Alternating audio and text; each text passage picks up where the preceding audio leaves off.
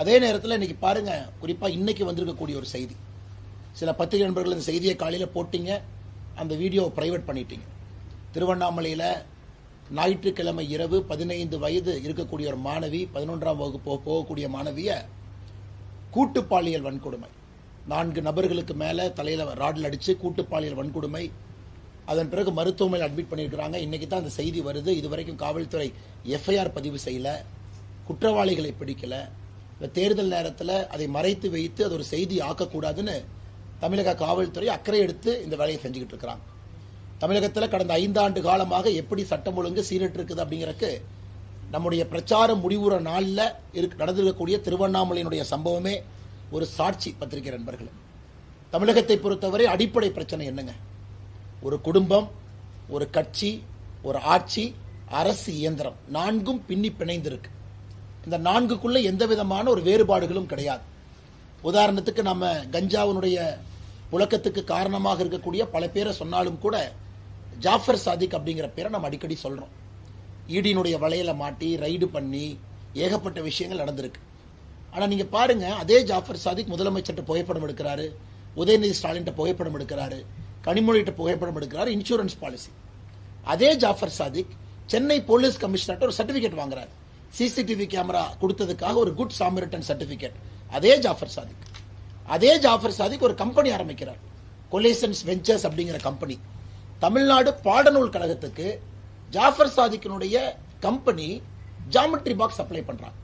So எந்த அளவுக்கு நீங்க தமிழகத்தில் பாத்தீங்கன்னா ஒரு குடும்பம், ஒரு ஆட்சி, அரசு இயந்திரம் எல்லாமே பின்னி பிணைந்து யாரும் யாரு மேலையும் நடவடிக்கை எடுக்க முடியாத அளவுக்கு 5 ஆண்டு காலத்தில் குற்றச்சம்பவங்கள் எக்ஸ்போனென்ஷியலா அதிகப்படியாக வளர்ந்ததற்கு முக்கிய காரணம் பொலிட்டிக்கல் பேட்ரனேஜ். இப்ப என்டிஏவுடைய ஆட்சி, எடப்பாடி பழனிசாமி அவர்கள் மே 4க்கு பிறகு என்டிஏவுடைய தலைவராக ஆட்சி அமைக்கும் பொழுது நாம் தமிழக மக்களுக்கு கொடுக்கக்கூடிய முதல் உத்தரவாதமே இந்த பொலிட்டிக்கல் பேட்ரனேஜ் ஆஃப் கிரிமினல்ஸ், தவறான மனிதர்களுக்கு ஒரு பொலிட்டிக்கல் பேக்கிங் கொடுக்கிறது. நம்முடைய ஆட்சியில் அது நடக்கவே நடக்காது என்பதை தமிழக மக்கள் முழுமையாக நம்புறாங்க. ஆனா திராவிட முன்னேற்ற கழகத்தினுடைய ஆட்சியில முழு பொலிட்டிக்கல் பேட்ரனேஜ், எத்தனையோ குற்றவாளிகளை அண்ணா பல்கலைக்கழகம், ஞானசேகரன், எத்தனை அமைச்சர்களுக்கு சம்பந்தம் இருக்கு, எத்தனை புகைப்படத்தை பார்க்கிறோம். அதே ஞானசேகரனை காவல்துறை கைது பண்றாங்க, நைட் ரிலீஸ் பண்றாங்க, அடுத்த நாள் முழுவதும் வெளியிருக்கான், 2வது நாள் திரும்ப பிடிச்சிட்டு வர்றாங்க.